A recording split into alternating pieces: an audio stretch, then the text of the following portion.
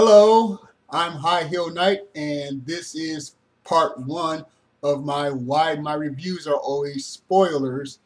Uh, Part two is going to be a bit of a rant about the spoiler culture of the modern era, but this one right here right now explains why all my videos are going to have spoilers when I do my reviews. Okay, well, there's really two reasons. First of all, I'm a big movie fan. In my teens and early 20s, I would spend all day at the movie theater. I really don't like going out to the movies and seeing one film. So back when I was a teen, I would average like four movies in one outing. Fortunately, I went to a theater that usually didn't care too much that I theater hop because I would go during the weekdays and there would be maybe 80 people, 80 customers throughout the whole day on the weekdays. So, sometimes I would be there and I'll be one of maybe 5 to 10 customers during that time frame. So, big deal. He's going to another theater. you know. uh, so, I averaged four movies. My record is 7 movies in one day. I started around like 10:30ish a.m. and I left sometime after midnight, and I saw 7 movies. I don't remember what they were because, like I said, I was in my teens back then, but still, I remember I saw 7 movies in one night.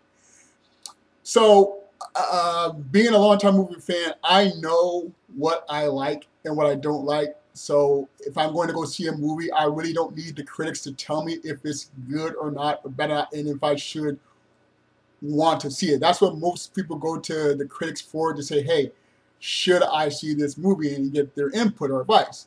Where I'm the opposite. I already know whether I want to see the movie, and I already know if it's something that would interest me or like, or at least, I might go see to the theater to see one movie, and 2 movies in between there's like an extra movie. Like, okay, I know about that. I'll go check that out. Or I plan to see one movie, but it doesn't show for a while, so I'll watch another movie, and then when that movie's done, I'll go see the movie that I actually wanted to see. I know pretty much what I want, what I like, so I don't really use the critics to tell me the recommendations. Instead, which leads me to sort of the reason two, after I've seen the movie, then I'll watch the reviews, then I'll read the reviews, then I'll check out the word of mouth, and I'll get that input. And I like doing that because sometimes the critics can point out things that I missed or I didn't think about, or sometimes the critics say something really wrong, and I like to put in the comment, oh, well, that was nice, but you were very wrong about something. And it's very entertaining. But I also go to the movies often by myself because a lot of folks don't like to sit in the movie theaters for 3, 4, 5 movies at one time. Now that I'm older and I got responsibilities and health issues, I might get to see 2 movies or 3 if I'm lucky. And I usually go by myself still, but every once in a while I have my family or maybe a friend or two with me. But for the most part, I go to the movies, and then eventually I go to work or something, and then I talk about it with my friends. So, if they've seen the movie, I've seen the movie, then we just talk about the movie. We don't have to worry about spoiling things for each other because we see the movie. And the same thing when I go watch the videos. Like, don't worry about spoiling it for me because I've already seen it. Now I'm going to know your opinion of it. I'm not saying that to not do non-spoiler reviews. I'll get to that in my rant video. No. If you go see the movie and you want to do a spoiler review and a non-spoiler review, that is perfectly fine and reasonable and wonderful. My rant will cover what my feelings are about the spoiler culture. But for me, when I go watch the reviews or read the reviews, uh, I just want to know what your thoughts were. Just like when I talk to my friends, hey, what were your thoughts about that movie that we both wind up seeing but did not see together? So let's talk about it now. So that's my reason why I'm always spoiling the movies when I make my reviews. I'm making reviews as I would.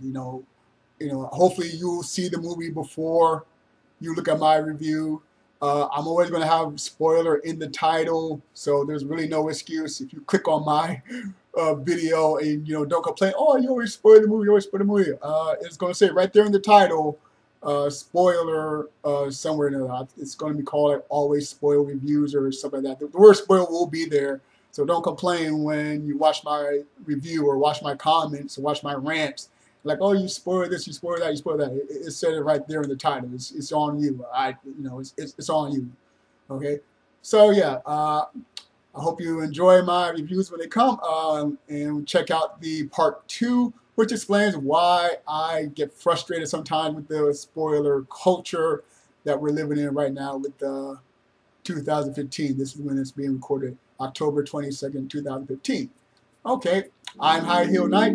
Thanks again for watching, and remember to find inspiration every